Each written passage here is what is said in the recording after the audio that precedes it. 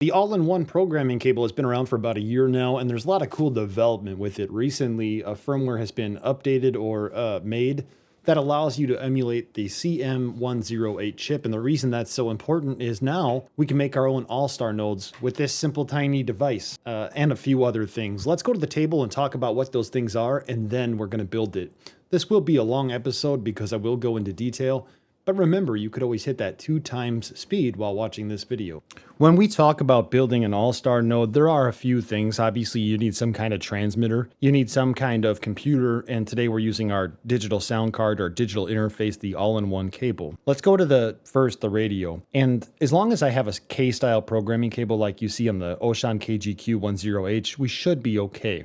But the reason I chose this radio was for 2 things. Number 1, it has crossband repeat capabilities. Number 2, it also has USB-C charging, so I could charge this while it operates, and it shouldn't affect anything. Now, I recognize a lot of people are going to say, well, I want the cheapest method possible, and so you could also use a Baofeng 888S, like you see here under the name ArcShell, and I got it for 99 cents. So anything's possible, but now you have to figure out the cradle charging to make sure everything will work. Next up, we're going to need the all-in-one cable, or the AIOC. There's been plenty of videos out there. I've made a few over the past year, and there's a few other ones as well. Check that out. And of course, we're going to need some kind of computer. Today, I'm going to be using the Raspberry Pi 0W2. You could probably use a Raspberry Pi 5, Raspberry Pi 4, and the instructions will be very much like what you see here, with slight differences such as what kind of power cables you need and so forth. And that brings us to the power supply. Today, I'm going to be using a micro USB power supply that's 5.2 volts, 2.4 amps. And of course, I need some kind of USB-C to micro USB adapter. I didn't have one. It was 5 in the morning, so I just utilized this that I made with a panel mount adapter. And of course, we're going to need a micro USB card. Let's talk about this more in depth in just a moment.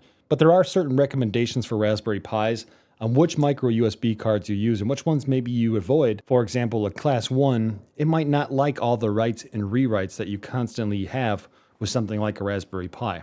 Let's get started. For today, I'm just going to try these ImageMate 32 gigabytes SanDisk, mainly because they were on sale at Walmart. If you have anything above 4 gigabytes, you should be fine. Now, I'd like to think that you know how you acquire information better than I know how you acquire information. So for today, I will be following along with g1lro.uk. I'll link it below, but this gives you the opportunity to not only have video, but to also have a written document of everything we'll be doing. And I will follow along with his guide for the most part. What will happen is we're going to have this SD card with some kind of what they call image on here, or basically like an operating system. Let's do that now. Let's go ahead and unbox this and place it into a computer and write the image to the SD card. Now I'm plugged into my computer and I'm plugged into the micro USB port on this little adapter. It should be noted though, of course, if you just had this SD card adapter to micro USB adapter, this would work just fine as long as you had an SD card reader on your computer. Also, I think it's important at this point to talk about flashing firmware because every AIOC that I've sold has firmware on it. The latest batch has version 1.3, and then we run the script to emulate the CM108 chipset. However, maybe you plug this USB-C into your computer and you don't see 2 flashing lights here. Maybe there's nothing. And if you don't see any flashing lights after you plug it in, that's an indication you don't have firmware on your AIOC, and that you're going to want to go ahead and install the firmware before proceeding to the step I'm about to show you. I'll link you below to multiple videos about how to flash your firmware. And yes, I'm shaky. And I don't want you to get confused or discouraged, but we will have to install 2 different images. The first image is going to be so we can update the script and emulate the CM108 chip. And the second image will be for Allstar. The reason we can't do both of those images is because they run different versions of Python is what I believe. And one of those Python versions doesn't have the support for the correct syntax that's being used to emulate the chip. I hope that makes sense. So as we go to write this image, the first thing that we're going to want to do is we're going to want to make sure that we have all of our mass storage devices unplugged, with the exception of our micro SD card. You could choose to skip this step, but I'm also warning you, I'm really warning you, that you could delete a lot of sensitive information if you leave mass storage devices plugged in and you select the wrong one in these processes. So Raspberry Pi Imager is the software that's going to help us write our image to that micro SD card. When you download it and you open it, it should look like this. And the first thing you're going to do is click on Raspberry Pi device, and you're going to find your Raspberry Pi device. In today's case and scenario, I'm going to use the Raspberry Pi 2W. Click on it, good to go. Now we need to choose an operating system to write to the SD card. Basically, we're building our image that we're talking about. And when we do this, we want to make sure that we find Raspberry Pi OS Legacy 32-bit. Click on that, and now this is where it became important for our external drives. Click Choose Storage, and as you can see here, I only have one storage device. It's a mass storage 32 gigabyte device. I know that this is my micro SD card, and once I'm absolutely certain it's the micro SD card I want to write to, I'm going to click on this, and then I'm going to click Next, and I'll probably get a warning. Would you like to apply OS customization settings? Never real guaranteed that this will work. For example, if I click edit settings right now, we can see that my username is set to dude. I don't know what the password is. In fact, it's probably hashed, but I am just going to make this password 1234. We'll change it later if we needed to. The host name, I'm going to leave that as Allstar, and then our wireless LAN ID. Now, one of the things about our whole Raspberry Pi system is the Pi 02W only has or allows for 2.4 gigahertz connection. Of course, if you had a device that allowed for 5 gigahertz connections, you might connect to the 5 gigahertz connection. Type in all your wireless LAN information here to include SSID and password, and then my wireless LAN country is the US. Finally, I set the time zone to America, Chicago, with the keyboard layout of US. If I don't have that keyboard layout set to my country, it's going to be really hard to type because things are in different spots, right? Let's go ahead and click save, and then let's go ahead and apply those customization settings. All the data on the generic mass storage device will be erased. Again, make sure that you're not writing to a card that has very important files on it or photos on it. You will lose it. And then about 15 minutes, we'll be back as it's finished writing. Because I'm using a better micro SD card, it only took about 5 or 7 minutes to do so. And now we see this message here that says, everything was successfully written. Go ahead and remove the SD card from the reader. Let's remove it and place it into our Raspberry Pi. Yeah, I don't think I really need to show you how to install a SD card into a Raspberry Pi, but basically the micro SD card goes into the Pi, and then we plug it into the power source after we plugged in the micro SD card. We can tell on here that everything is booting up. It's a flashing green light. If you see a flashing or a solid red light, you might have an issue. Anyway, after just a few moments, we go into our router settings to find the IP address of this device. I trust that you know how to access your router. And if not, I can't tell you because there's a lot of routers out there, right? But long story short, go into your router, find out what the IP address is of this device. Furthermore, if you've set a host name in those file settings I just showed you a few moments ago on the Pi Imager, you might be able just to type in that host name. Okay, next, go ahead and download this program. It's called Putty. Putty is a utility used to log into the backends of servers. And this has been around for 20 some odd years. It's relatively safe. It's probably been around for more than 20 years, but that's how long I've been using it. And what we're going to do here, very basic, we're going to type in our host name that we defined earlier in the Raspberry Pi image, or the IP address that we've acquired from our router. So in today's scenario, my IP address in the router that is assigned to this Raspberry Pi is 10.0.0.225. That probably will not work for you. If it does, you're lucky. And then the port will leave just as port 22 because that's what it's been defined as by default. Let's go ahead and click open. And what might happen is you might get a security certificate warning. Do you wish to accept this security certificate? You can click yes. And then you'll be prompted on the screen saying you need to log in. Remember, our password and username that we defined was admin as the username, and the password was 1234.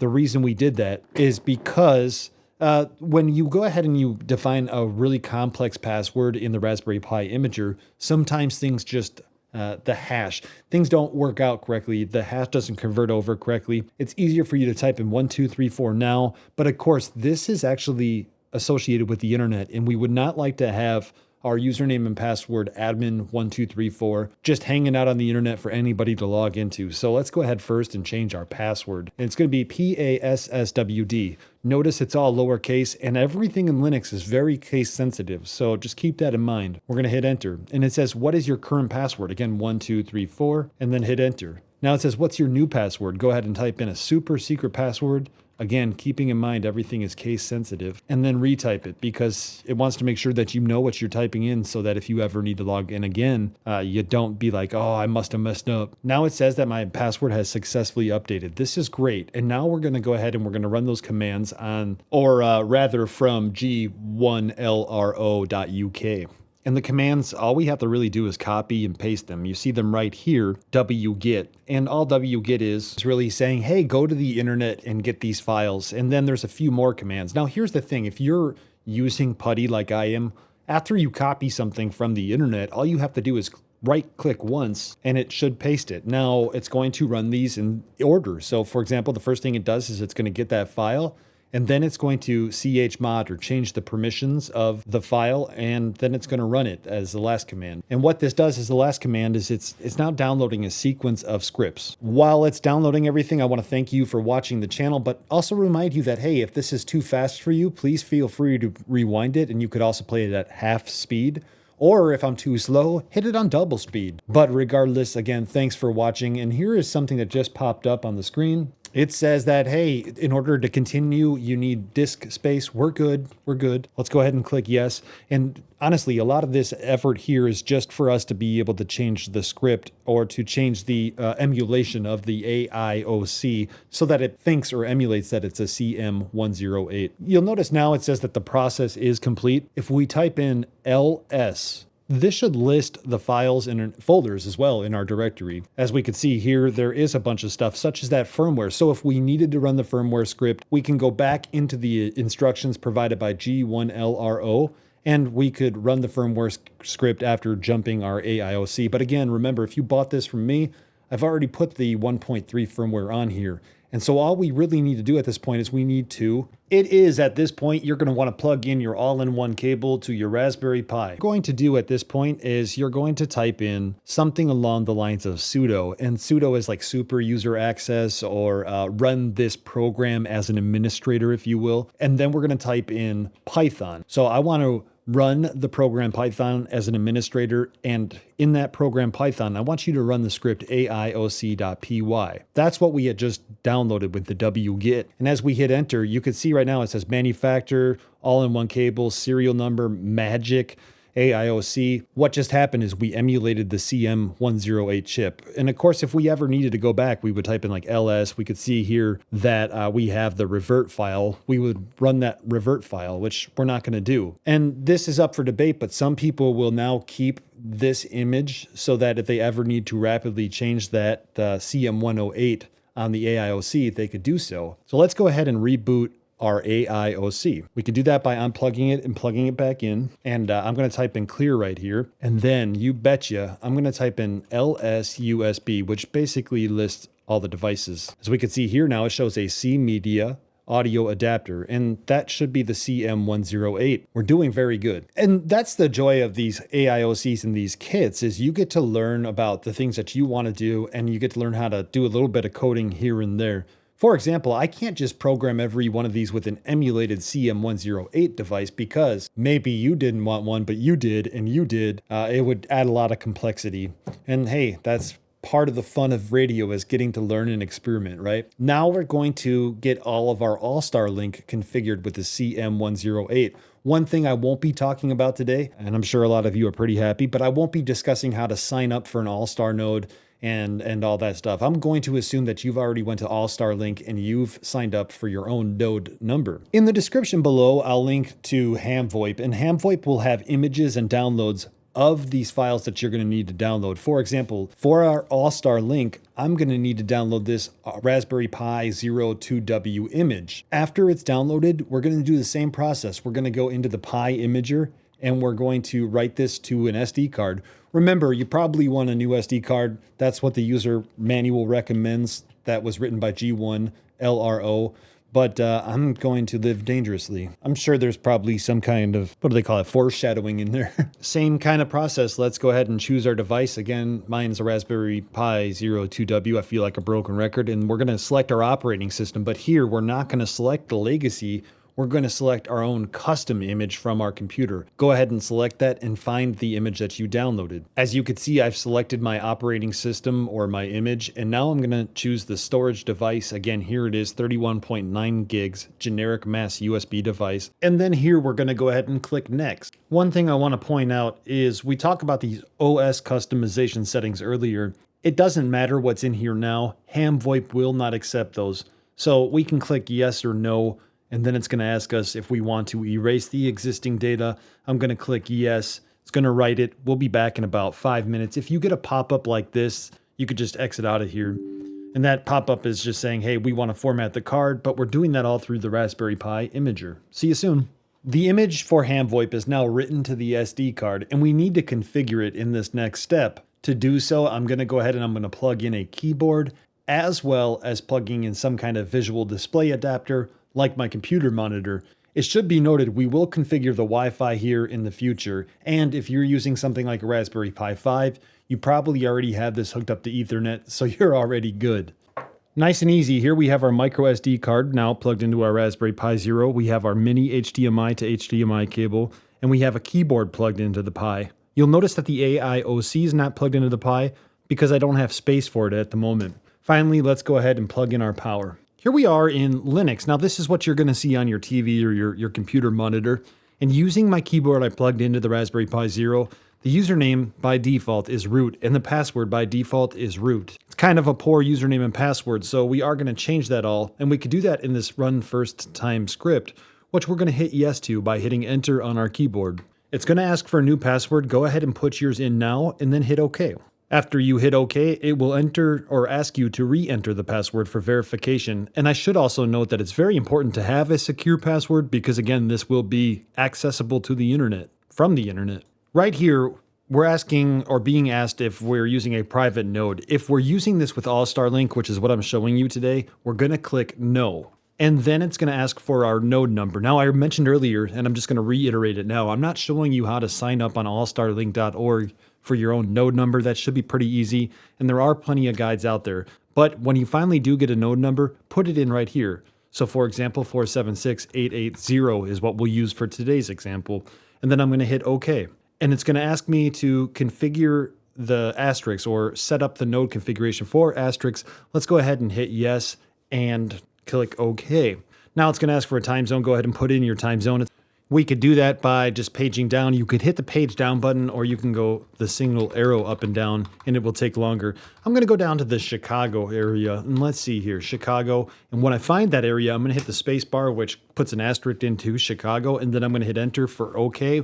It says, do you want to change your time zone? Let's click OK or enter. And then it says, do you want to change your host name? Now, it's always in good practice to have a host name that you know what it is. So for example, I'm going to change my host name, and this will be 476880. The reason I'm labeling it the same as my node number is that way if I have 5, 10, 15 different nodes, I know by looking at the router list which node I'm trying to log into. Also, it makes SSH a lot easier. So go ahead and click OK or hit enter. Okay, and now we're being asked whether we want a static or a dynamic IP address. And I know that the answer should be static. We always want to hard set our IP addresses so they don't change and we can't figure out why we can't connect to our Allstar node. However, I take care of all this in my router. And so for this, I'm going to actually change this so that it's DHCP. That means it's going to acquire an IP address from the router, and my router is going to say, I recognize that MAC address, and I'm going to give it the same IP. I recommend you do it that way as well, but that's up to you. And then it says the network setup is complete, but it's not. We have to actually configure our Wi-Fi still. So now it's going to ask us what we want our SSH port to be. I'm going to go ahead and leave it at the current value of 222. This is what we're going to use to access PuTTY in just a few moments. I don't need to change it. And let's go ahead and reboot our computer. I'll see you in just a moment.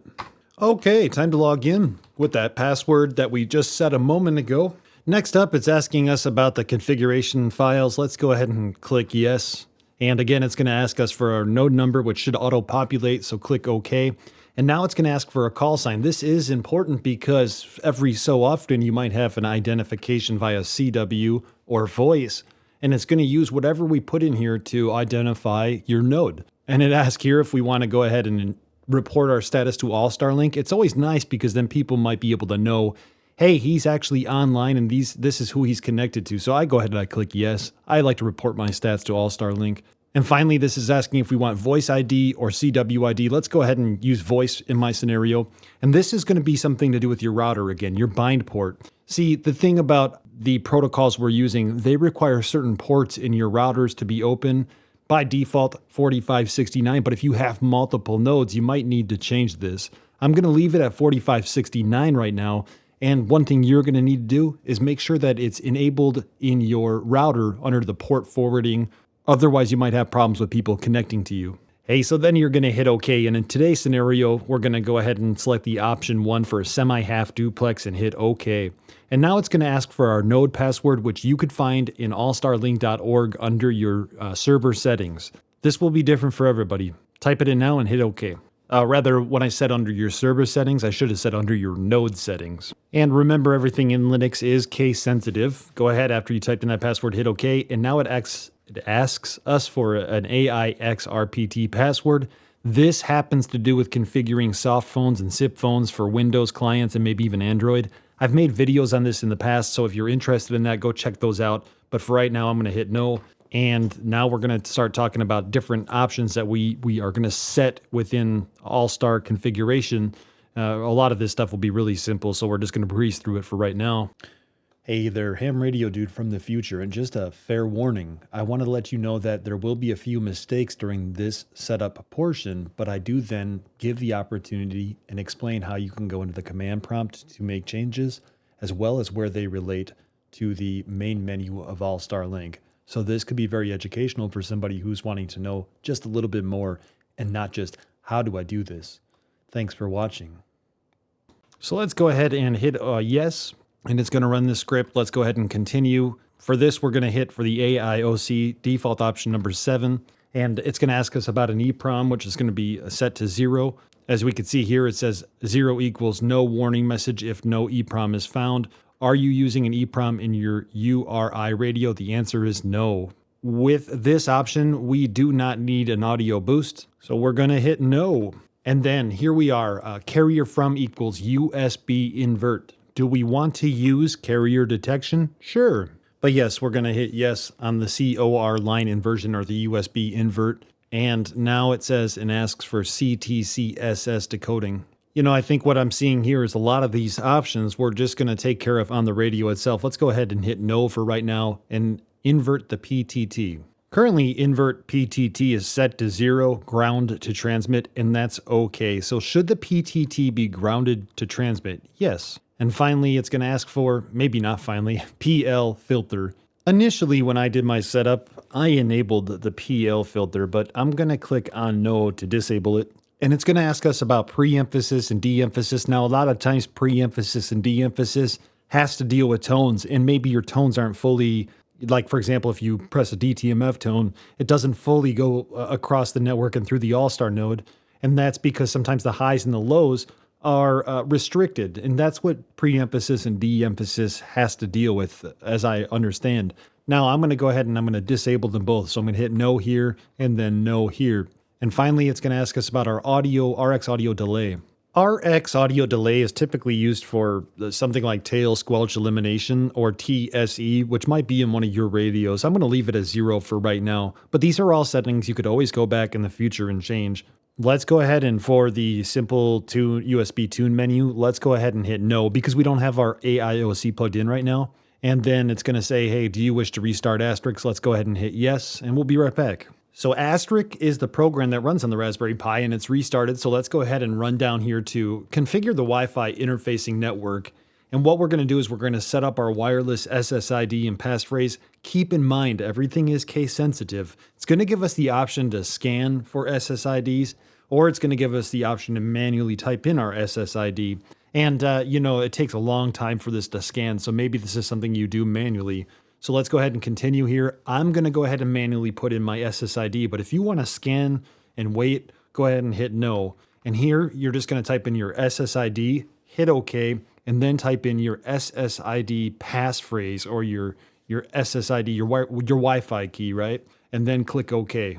After you've typed in your username or your SSID and your SSID's password, it's going to ask if you want to reboot the server by hitting yes. And we're going to do so, and then we'll check to see that our Wi-Fi is or isn't working. After everything reboots, what you'll want to do is log in with your username and password. You'll be brought back to the main menu screen where you could then go back into the Wi-Fi and view the Wi-Fi status. Mine does show connected, so I'm going to go ahead and I'm going to click OK, which will actually bring me back out to this screen. We can now click exit. And the cool thing about this is now let's go ahead and perform a system shutdown. Then we're going to go ahead and unplug our keyboard. We no longer need it, and we no longer need our HDMI cable. I promise you that's not my IP address, but it does tell us something right here. It tells us that, hey, when we reboot, we are going to have our IP address in the SSH port we're going to need to SSH into. Okay, so as I mentioned, well, we should be shut down now. There's no more LED lights on here. Everything showed shut down. I unplugged the power. I'm going to unplug the keyboard, but I'm going to actually unplug it from here because we're going to plug in our AIOC. Now we're almost done. This is great. Now I have the AIOC plugged in. At the moment, I'm not going to plug it into the radio. But also, I don't need this HDMI anymore, and that's great. Right now, we could just go ahead and we could plug in our Pi, and we could try to connect to the IP address we were given via our router, or, of course, via what we saw in that option of the Wi-Fi configuration settings. Okay, I believe everything should be probably booted back up by now. So what I'm going to do is I'm going to type in that IP address that I was given, which to me was 226, and then the port number. Remember, I didn't reset the port number to anything, so it was 222 by default, and I'm going to click OK. And now I get this warning message, potential security breach, and that's because I have the same IP address as I just had a moment ago, since this is all for demonstration purposes. And so if you get an error like this, I was talking about it earlier, but this is because I'm using the same IP address on both the old machine and this new machine. I do a lot of my testing on the same router, if you will, and with the same IP addresses. So I'm not worried that there's a potential security breach because I know that the SSH ID is different since I'm using two different machines. I'm going to go ahead and I'm going to accept this. And now it's going to ask me to log in. Remember our username being, again, root, and our password. Now we're logged in, and we could really start to kind of play around. Let's go ahead and plug in our radio as well. Okay, let's go ahead and get our radio out. There are going to be a few things I'd like to kind of make a note of. Number one, I'm going to plug my AIOC in. Okay, it fits in there really nice and well. You'll notice I have a spot here for an external antenna. Really, I'm going into a dummy load, and I'm keeping it separate from everything else because one of the things I noticed, and I think other people are as well, is if you have an antenna right here and it's transmitting RF, it tends to confuse or cause interference to the AIOC, which means that the AIC could lock up, and you don't want that to occur on an Allstar node. But also, I'm using noise suppression on my USB cables. So for example, I have one here, and also the charging cable that I'll be using, I have a noise suppression on there as well. It's right there. It's right there. Now also, don't forget, I have noise suppression on the power for the Raspberry Pi. All of these things are going to play an effect because some people will be like, there's an annoying buzz on my Allstar node. Or some people might tell you, there's an annoying buzz on your Allstar node. That happens to do with noise suppression, right? So anyway, we have the AIOC plugged in. Let's go ahead and plug in the USB-C port of it, which is plugged into our Raspberry Pi. And right here we see a green light. It just went red. And basically, whenever there's data passing between the two, it'll go between green and red, green and red. And if you're a Linux guru or you're very familiar with Allstar, you'll know that I made a couple of mistakes in that last sequence, which gives us the learning opportunity to understand how to use a text editor in Linux, which could be very important going forward while you use Allstar and AllstarLink. For example, let's say we go down right now to option 12, which is run the simple USB tune menu. And if we go to click V, this will show us our COS inputs as our composites, our push to talk, and the status of each of these things, like our CTCSS, for example. And when I use another radio to key up on the frequency that I have set in the radio that's connected to the all-in-one cable, this is W9FFF. It shows cleared, but we don't hear any audio. And another reason that this is important is I was having people ask me about this. I'm going to go ahead now and I'm going to hit enter here and we're going to exit. Let's go down to start the bash interface or the bash shell interface. This is the command prompt or the terminal window for Linux. And right now we're going to go change directory and then we're going to go /etc, etc, and then asterisk, just like this. And you see I typed it really fast. It's because when I start typing something, I can hit the tab button and it will auto-populate the rest for me and hit enter. Now here we could actually hit ls to show a list of the files and the folders that are in this directory. What we're going to do is we're going to type in nano, N-A-N-O. This is a text editor in Linux. And under nano, we're going to go to simpleusb.conf. I do want to mention also that it's kind of important that you kind of know where you're typing, because if you maybe make a mistake, these colons here are semicolons rather are comments, but if you type in anything before the semicolon, it will try to insert that into the configuration file, and your configuration probably will be broken. So just use your up and down arrows. And like, for example, let's go down to EEPROM 0. That's fine. RX boost, the way I have it set, I have mine set to 0 and everything seems to be working okay. Carrier from USB invert, that is correct. CTCSS from equals no, that's correct. Invert PTT. Now, wait a minute, I said that was supposed to be ground, so I must have maybe typed in that wrong during the initial setup. And I'm just gonna hit 0 here. So I deleted the 1 and I typed in 0. Let's go ahead though and page down and see if there's anything else. And on my initial setup, I did have this PL filter set to yes. So I'm gonna go ahead and I'm gonna reset it to yes for right now.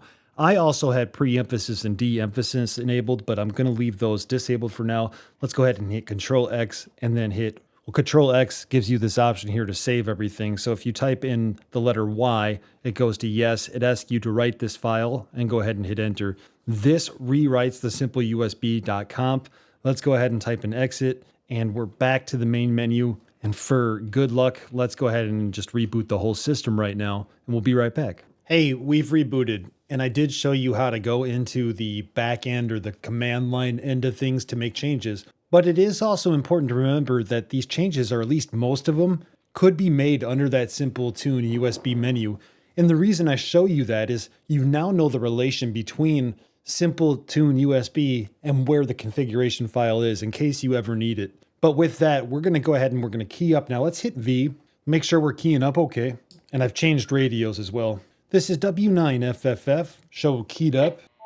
W9FFF. Very good. Whereas before it would show keyed up on both of the COSs, but then the PTT after I unkeyed the radio would show keyed up and we wouldn't hear anything. Now we do. So this is a good sign. What we'll do is we're going to hit enter and we just need to configure a couple more things like our voice RX levels. If we go ahead and hit number 2, one of the things I want to mention to you is your radio has a volume. And I've been leaving my volume around 1/4 notch, meaning a quarter of the turn. If you go all the way up, you're going to overmodulate. If you go halfway up, you may overmodulate. I start at 1/4 on the radio. And now when I key up here, I could actually watch to see how my voice is displayed. W9FFF. Ideally, we want this to be between 3 and 5 kilohertz. That actually looked okay. W9FFF. I might even be able to bring it up just a little bit. So when I hit enter, it allows me to change the setting on the software as well, right? So I have the radio and maybe that's where I actually do want to change it. So I just brought it up just a tad on the radio. Let's leave it at 500 here and let's hit enter again. Let's go to number 2 one more time. W9FFF. That looks like it's probably good. So let's go ahead and hit enter and write this. This saves the changes we just made into that same file we were just at a moment ago. And what we're going to do now is when we hit enter, we're going to hit 0. This brings us back out to the main menu. And we're going to go into what they call the asterisk command line interface, option 11. This is an indicator of everything we might see on the back end of the asterisk client. The things that are occurring, this is showing us. For example, if I key up and key down, we should be able to see it there. And if we don't, we kind of wonder what's going on. So there it is. Now it actually identified there. It was just a little bit of a delay. This is W9FFF testing. Now I could also try to type in my different keytones. So for example, and my goal is I want to be able to see each ketone.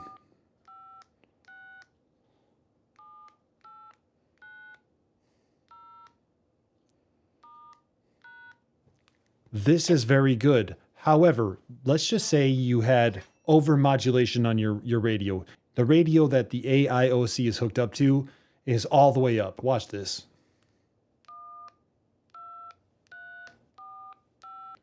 You're screaming at it and it can't see what's occurring. Let me show you on the back end what I mean by you're screaming at it. If we go ahead here and we just type in exit and we go back into, you guessed it, number 12, and we look at this on the RX voice level set. And remember before we were in between 3 and 5. Now with the volume all the way up on the radio that's connected to the AIOC, W9FFF, we're all the way up and that's not a good thing. We're overmodulating. So let's again bring it back down to about 1/4 of a way up. I recognize that part could be confusing. So I wanted to just explain that if my voice is overdriving so much on the RX receive, Can you imagine how much more the DTMF tones would be overdriving because they're a higher pitch? And boy, yeah, that's why you're not getting any register. So again, you got to find that sweet spot of the voice and then check to make sure that your keypad is working with the DTMF. And I actually have a video on your DTMF tones not working. Can you imagine that? I have a lot of videos, right? So I will link that below because I think that video goes into a little bit more detail. W9FFF, W9FFF, W9FFF, W9FFF, cleared. That looks really good. Let's go ahead now and we could just hit enter. And at this point, you're going to want to hit W to save the current settings or to write them to the config file. After you hit the W, then you're going to go ahead, it's going to write, and then you could hit 0 or hit enter and then 0. And one more time, we'll make sure that our DTMF tones are working, because if they're not, it's going to be really hard to use our radios to connect to those Allstar nodes. And finally, let's just check one more time. Good to go. So now maybe we want to connect to an Allstar node. And I'm going to show you two ways to do that. One with the radio and possibly one with our command line interface you see here. But with that, we're going to go ahead and we're going to try to connect to a node. The Ham Radio 2.0 node, which is KC5HWB. And I will tell you, I get my node information from allstarlink.org /node list. You could actually view all the nodes that are currently active. And I know now that Ham Radio 2.0's AllstarLink is 43136. So on my radio here, I'm going to type in *3 43136. Node 43136 connected to node 476880. That's saying that I'm now connected to Ham Radio 2.0's link or his Allstar node. And there should be some people on there, so I'm going to ask for a radio check and see how my audio sounds. This is W9FFF. Is anybody out there for a radio check? W9FFF, Kilo Oscar 4, Papa Delta India. Kilo Oscar 4, Papa Delta India. Good morning. Nice to talk to you. And, I'm just testing out a new Allstar node with the all-in-one cable. I was hoping that it sounded okay. Well, you sound great to me. I don't know if anybody else is listening, but as far as I'm concerned, you're 5959 digital. Isn't that great? I sure appreciate it. That's for sure. Thanks a lot. Yeah, that's awesome. And I hope you have a great day. I'll be back on in just a little bit here. You have a great day, too. Keep up the good videos. I like your videos, too. Pick before PDI. I'll be clear. So that was one way we could connect to a node by hitting *3 while we're holding down the push to talk and using our keypad. And then if we ever wanted to disconnect, we could hold down the push to talk, *1, and then the node number. Now you could also do that same stuff on the back end here, and that's how they interact. We're sending commands from our radio to the back end here. And basically what we're going to do, for example, I want to disconnect now. There's a list of commands that you could find online, such as rptfun. My apologies, apparently my audio went out there, but what I typed in was rptfun, and then a space, my node number, *1, which is a disconnect command, and then 43136. Again, these all correlate to things you might do on your radio. Now, if we were to push down our radio, type in *3 43136, we should be able to watch it on here, connect back to Jason's link. Provided it's online. Node 43136 connected to node 476880. Hey, I feel confident that everything is working okay. Right here, I could type an exit, and really, I'm just going to go ahead and exit. Hey, again, if I didn't explain something to your liking, I do encourage you to check out my other videos or make your own videos. But we've already confirmed now that our voice is working. It's within an acceptable range. Our DTMF tones are working. I got my radio that I want to use hooked up to my AIOC, and everything's good. For the Ocean KGQ10H, it was pretty straightforward. I plugged it in. It was good to go. But as I understand, different radios might have different settings. So check those out.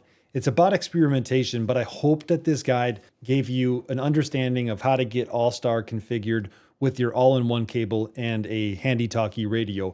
Now it gets really good because I forgot I have this 20-watt beast lying around. And I can't wait to see what it does. Anyway, check it out next time. Thanks for watching the channel. I hope this helped you. You take care. Have a good one, 73.